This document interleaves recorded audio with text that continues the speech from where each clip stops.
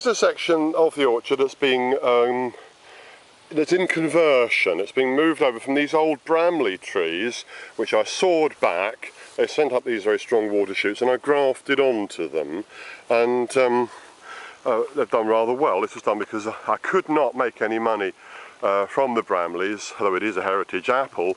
It's by no means rare, so these were grafted. They were sawn back a year ago, and they were grafted in this March. That's the sort of amount that was grafted in, and that's the sort of growth that's made, even producing, I think, some fruit buds in the first year, which is astounding.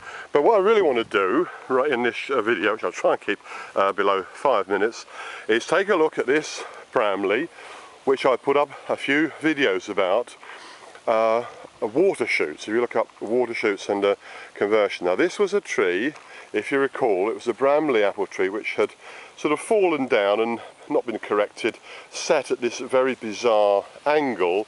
I was going to remove it. I sawed it back very hard. Then I just had too much else to do, and I let it be.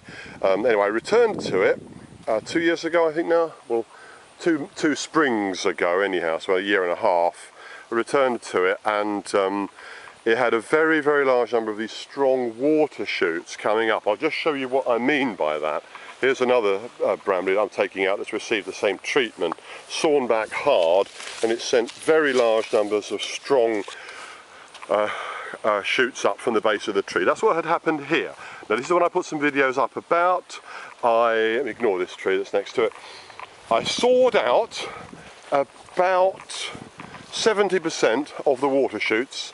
If I show you this particular branch angle, you'll remember this from the previous videos. I used my saw and snipped off various branches here. And the key thing, you can go back and look over the other videos if you wish, the key thing was that let's remove that rotten apple there.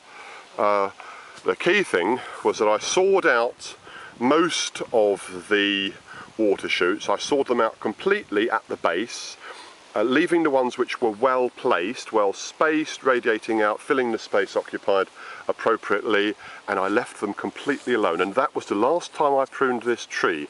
I did that operation in the late winter of, it would have been the late winter of 2009, 2010. So the tree grew away by itself all through 2010, and this year it's carrying this sort of crop. Which Julia's picking. These high ones. Branches are growing up so stiffly, I think we'll need a ladder. Yeah, we do, don't we? I'd like to make a point about these Bramleys. Yeah. As you can see, a lot of them are very spotty. This is scab. Yeah.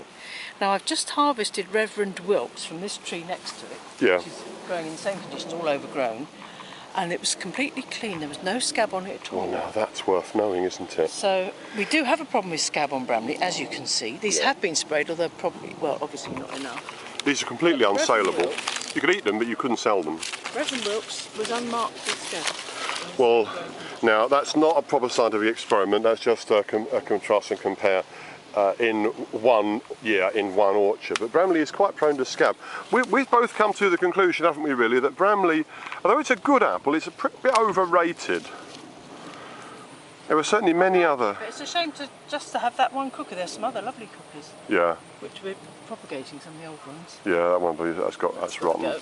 Yeah. And the other thing that it's prone to is brown rot, obviously. Yeah. It's not a bad old tree. I mean, I wouldn't say it's a difficult tree to manage, isn't it? Because of this very vigorous habit. It grows enormously. It grows too large. Yeah. It doesn't crop every year. Yeah, I mean, if you wanted to plant an apple for a cooking apple, well, first of all, I'd very seriously consider whether you really want to do that, given that you can successfully cook so many quality eating apples.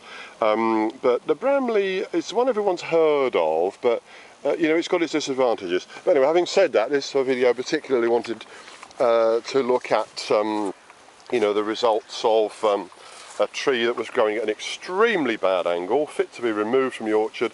Sawed it back hard. It sent out loads of water shoots. I then selected out the water shoots I didn't want, left the ones I did want, and then I never touched them again. And they've grown naturally, they've found their own place, and they're carrying, I think what you've got to agree, is a pretty decent crop for a tree that was about 2 years ago sawn down just to bare branch, just a bare trunk and a few branches. The water shoots were thinned out, and I think it's a very successful effort. This lot here, did all of this come from this one tree, Julia? Yeah, I'm selecting out the good ones and the rejects. That's a pretty big crop then.